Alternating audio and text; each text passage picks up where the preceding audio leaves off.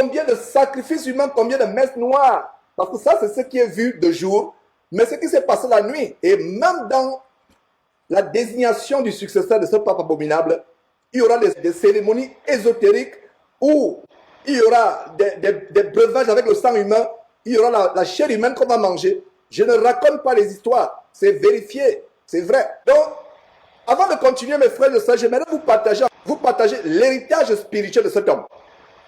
L'héritage spirituel de cet homme. L'héritage abominable du pape François. Voici ce que plusieurs retiendront de lui. Je vais citer une dizaine de choses parmi tant d'autres. La première chose, c'est que cet homme a déclaré que Jésus-Christ était fou. Incroyable, quel blasphème. Il a carrément déclaré que Jésus-Christ était fou. Il était frappé de folie. Il était fou. Le voilà qui a adulé. Cet homme, il est maintenant en route pour rencontrer son Créateur. Les gens qui le portent dans une procession franc-maçonnique avec des gants blancs. Il n'y a rien de hasard derrière ces choses. Il n'y a rien de hasard. Donc, je continue avec l'héritage spirituel de cet homme. Il a déclaré que Jésus-Christ était fou.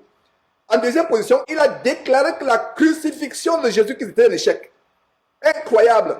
Je vous donne la bonne nouvelle. La crucifixion de Jésus n'a jamais été un échec. Si c'était un échec, votre frère Jean ne serait pas délivré du péché. Jésus-Christ est venu pour que nous soyons délivrés du péché. Cet homme qui a adulé, voilà. Est-ce que vous saviez que le pape disait que Jésus était fou? Est-ce que vous saviez que le pape déclarait que la crucifixion de Jésus a été un échec lamentable? Alors je dis au monde entier, la crucifixion de notre Seigneur Jésus-Christ n'a pas été un échec lamentable.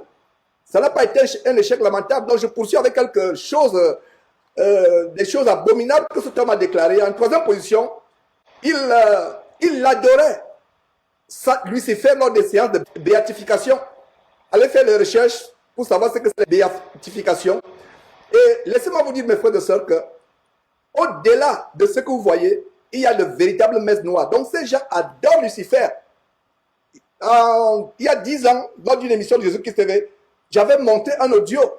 Comment ils louaient, ils adoraient, ils chantaient des cantiques à Lucifer. Dieu n'est pas dedans. Et vous, catholiques, si vous êtes sur Facebook en train de me suivre actuellement, sachez que vous êtes dans un système apostate, un système abominable. Dieu vous demande de sortir de ce système.